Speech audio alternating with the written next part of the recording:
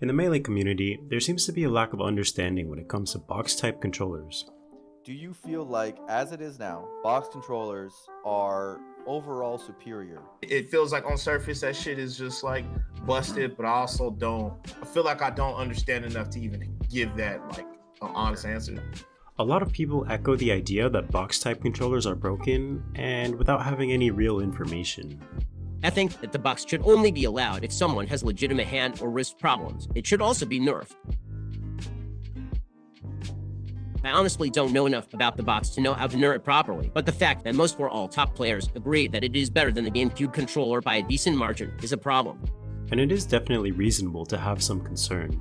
When someone sitting next to you whips out a giant rectangle and starts schmoving all over the place, you might start to wonder if they have some unfair advantage. Everyone seems to have their own opinion when it comes to this topic. I think controllers should be able to be buffed if boxes are going to be legal. I think boxes are definitely just better. So, are these controllers really broken? Today we're going to compare and contrast the standard Gamecube controller to the box-type controllers. The first thing we have to establish is that when I say box-type controllers, I'm using it as an umbrella term to reference the Smashbox, box, and Frame 1 types. There is, however, quite a big difference amongst these. The box has a list of nerfs that restrict the controller from having too much of an advantage in certain areas. The Frame 1 has all but 2 of the same nerfs, and the Smashbox has no restrictions. Well, so what are these nerfs? Most of these nerfs prevent you from accessing certain angles that would allow you to do things such as shield drop down, full length wave dash, slight DI on vertical moves, etc. The controller also has restrictions on SDI and pivot tilts. These SDI and pivot tilt nerfs are the two nerfs that are not on the Frame 1. And interestingly, these two nerfs also don't work on netplay, but only on console. Alright, so let's talk about the Smashbox for a second. It's quite clearly advantageous over the other controllers. On top of not having any of the nerfs and allowing for things such as max length wave dashes, you can even program any angle into your controller for Firefox. It definitely seems a bit busted. However, the Smashbox has been used in tournaments since the beginning of 2017, undergoing just a periodic ban. Yet, it hasn't really garnered much attention. It kind of just fell out of popularity when the box came out. And now with the new Frame 1s coming out, box-type controller popularity in general is increasing rapidly. The Melee community is gonna have to decide where to draw the line with controllers. So, Smashbox aside for now, let's just look at the box in Frame 1. Sure, they have some nerfs, but does that mean they're completely fair? Well, after using the box myself for about 4 months now, there's clearly some differences compared to the Gamecube controller. One thing people always like to mention is the Firefox and Firebird angles on the box. While playing on the box now, I feel completely comfortable going for angles that would be a bit difficult on the regular Gamecube controller. Here, I confidently go for a dare off stage, knowing that I don't have to worry about missing my angle to recover, since all I have to do is hold down the correct buttons. This is clearly an advantage to a regular, fresh out of the box Gamecube controller, but it's not necessarily an advantage to a notched Gamecube controller. Putting notches in your Gamecube controller allows you to hit precise angles with ease and is also completely legal. And in fact, you can hit much steeper angles towards the cardinal directions using a notched Gamecube controller than a box, so you could argue that the box is actually disadvantaged here. The next order of business is Smash DI. After switching to the box, SDI has generally felt a lot easier for me. Smash DIing out of a move like Fox Up Air requires just pressing a couple buttons at the right timing, and I can get it pretty consistently with quarter circle SDI. Smash DIing out of a multi-hit move, such as a Fox Drill, is actually a bit harder. Because of the SDI nerf, you can't reliably go back and forth between the angles. It also doesn't allow for wank SDI. But remember that this is one of the nerfs that isn't applicable to netplay or the Frame 1. Another thing that feels easier is dash dancing. When dash dancing on a control stick, eventually my grip would start to slip off, and that's something I never have to worry about on the box.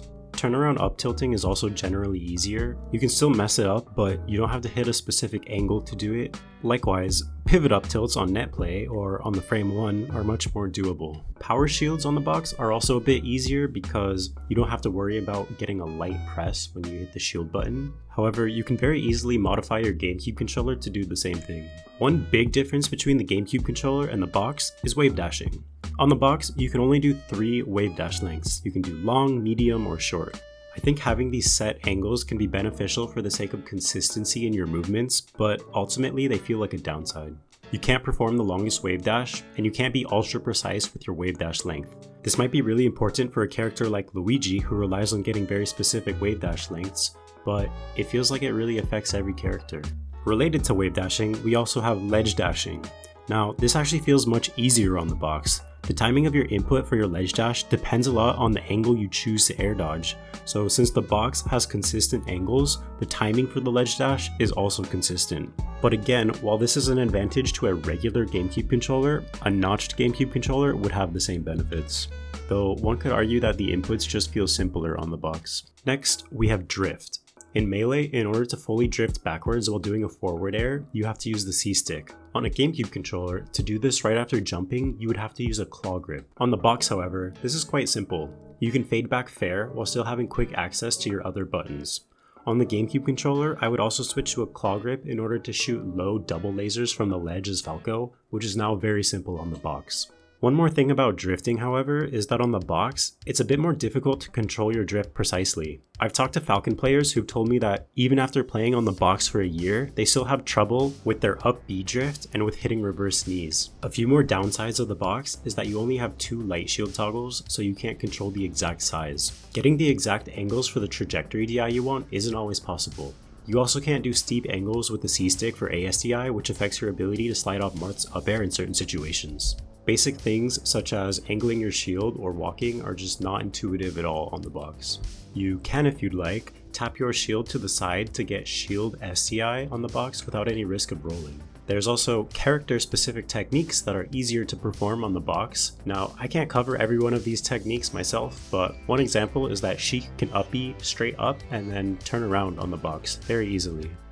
There's also less finger travel time for double shines and multi-shines. Another thing I'd like to mention is that while the ambiguous DI on vertical throws like Fox and Marth up air isn't too great, you can still get very good ambiguous DI on Sheik down throw. And of course, the box also doesn't have any of the problems that tend to arise with GameCube controllers, such as snapback, inability to shield drop, dash back, pivot, stuff like that. Oh, and I forgot to mention the most broken thing about the box, the jiggle walk.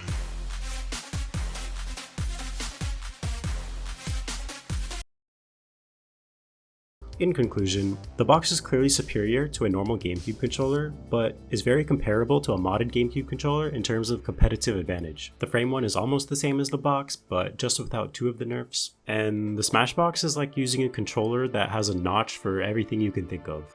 I think you have a good argument that the box types are more consistent since you're replacing the analog sticks with digital inputs, but as shown throughout the video, it's not completely without its drawbacks. So there you have it. I know I didn't touch on everything, but let me know in the comments what you guys think. Tell me if I missed something important, and I'll see you guys next time. Peace.